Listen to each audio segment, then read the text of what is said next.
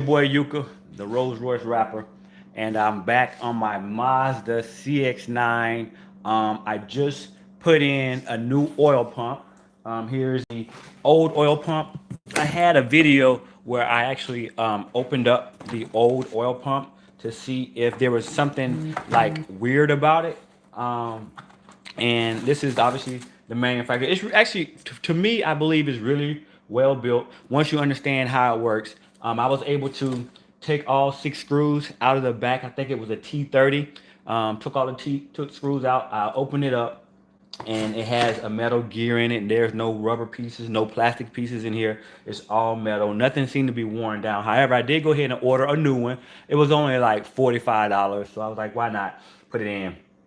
This is the original manufacturer piece, and it appears to still be in good shape. I was kind of a little hesitant because I thought it was bad because it was it kind of the way there's a ring inside here, and it's on some gears, and it moves, and you can see it moves around. And I didn't think it's supposed to do that, but once I opened it up, I saw how it's actually like an oval gear shape, and it kind of it's kind of like a rotary. So it's going to float around, which catches the shaft and actually spins the metal that pumps the oil up through here and then out towards the components of the engine from the backside, right here.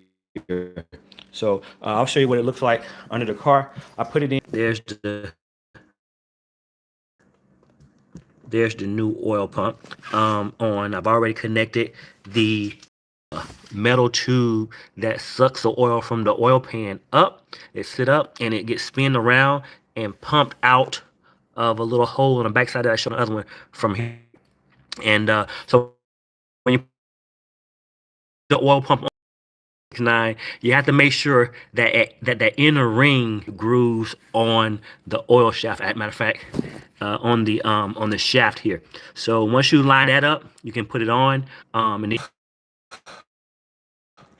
all right. Anyways, so with that being said, so I put my oil pump on. The oil pump is on. It's seated really well, working the way it's supposed to. Now what I want to do is I want to show you guys. I bought 2 brand new VVT for the valve variable timing components, and I have my old ones here. So I have my old ones and my new ones. And what I want to show you is that the readings on what's going on. I see y'all. The readings on the old one what's going on. I see y'all. The readings on the old one vary a whole lot from the new one, and I'm assuming that this is probably why I was having timing is because these VVT control the oil flow that goes to the components, the engine, and or they control the oil flow that goes to the timing camshaft. So, like right now, this is my old one, and I took some measurements, and I'm gonna go ahead and get my I'm in my garage right now. The new one, the old one, the old one, the old one, and the new one. So, put it over here. I just want to do this quick little test for you guys. So if you're having this problem with your Mazda CX9, this may help you out really quick. So anyways, here we go. Give me a little bit of light. Just a little tiny bit of light, Try not to blind you guys. All right. So as you can see, these are my old readings. And this one, the blue one, actually is showing right now. All right, let's see what we got going on here. So I got my blue one here. So the blue one, this one here is the old one, and it's from the front front VVT. And these are my measurements: 21.3 ohms, and also it was going from like 30 ohms to 15 ohms. And this is the front one. So I didn't like that one. However, the second one, the rear one, which is this one right here, this is the rear one, the old one, was giving me about 19 ohms to 20 ohms.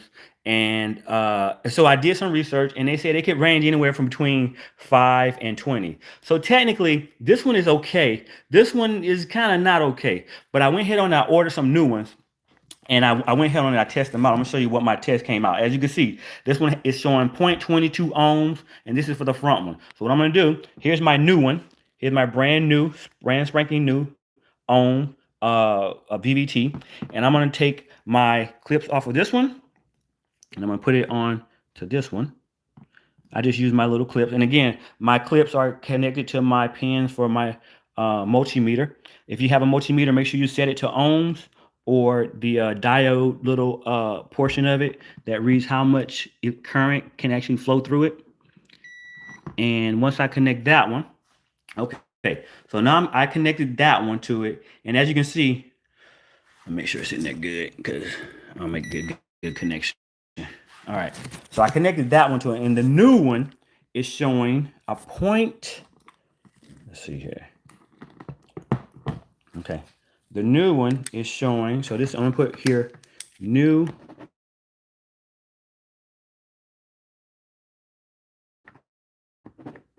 Two. I'm gonna put 0.02, which is crazy. That's kind of low, but nonetheless, what happens if I hold it up, shake it a little bit, shake it a little bit.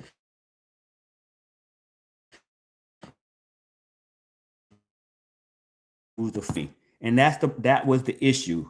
Is that point 20 reconnecting? That's the wrong function. How about this one?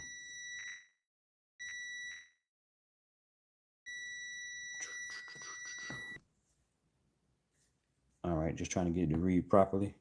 Get some. And, so I tested the new one, and I came up with different numbers than the old one. I got another new one here. I'm gonna go ahead and put these two into the CX9 as I put it back together to see if that eliminates.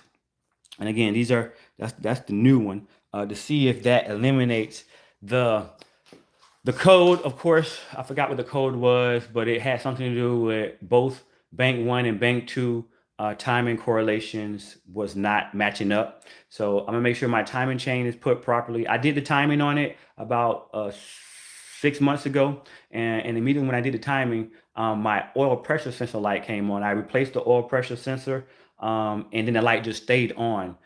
So it made me believe that my oil pump was bad. So I replaced the oil pump, but maybe it was just the VVTs that were not being working properly because they weren't doing what they need to do, and which also throws off the timing. So we're gonna keep the party rolling. Go ahead and put this bad boy back together.